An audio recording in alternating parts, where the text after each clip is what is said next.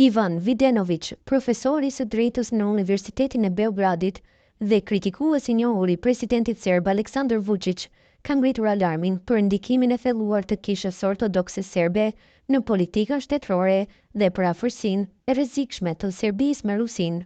Në një reagim publik, Videnovic ka kritikuar ashpër takimin e fundit mes patriarkut serb Porfirije dhe presidentit rus Vladimir Putin, takim që u zhvillua në Kremlin. Ai ka cilësuar këtë si një shenjë të përfshirjes së drejtë për drejtë të Kishës Ortodokse Serbe në orientimin gjeopolitik të vendit në dëm të marrëdhënieve me Bashkimin Evropian.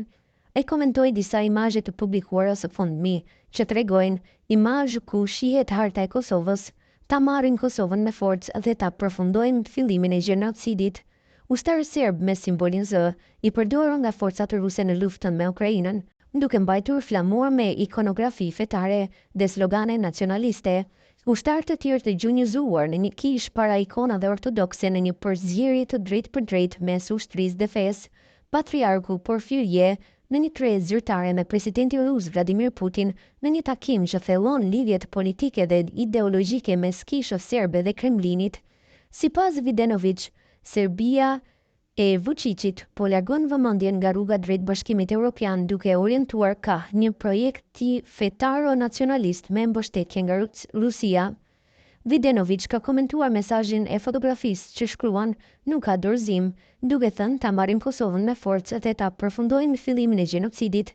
Flamuri përmban një mesazh politik dhe simbolik që lidhet me çështjen e Kosovës dhe Serbisë. Në këtë flamur shfaqet harta e Kosovës, por është mbuluar me ngjyrat e flamurit serb, kuq, kaltër dhe bardh, dhe stemën kombëtare të Serbisë, shqiponja me dy koka dhe kulura mbretërore. Kjo pamje tregon një grup ushtarësh serb të gjunjëzuar në një ambient të brendshëm që duket të jetë një kishë ose hapësirë fetare me ikona ortodokse në mur. Prania e ushtarëve me uniforma brenda një hapësire të tillë tregon për një përzierje të thellë mes institucioneve shtetërore, ushtria dhe Kishës Ortodokse Serbe.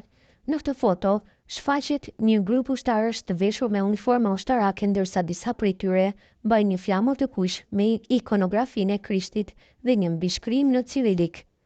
Njëri nga personat në qendër mban një bluzë me simbolin Z, i cili është përdorur si simbol pro-rus në kontekstin e agresionit të Rusisë ndaj Ukrainës.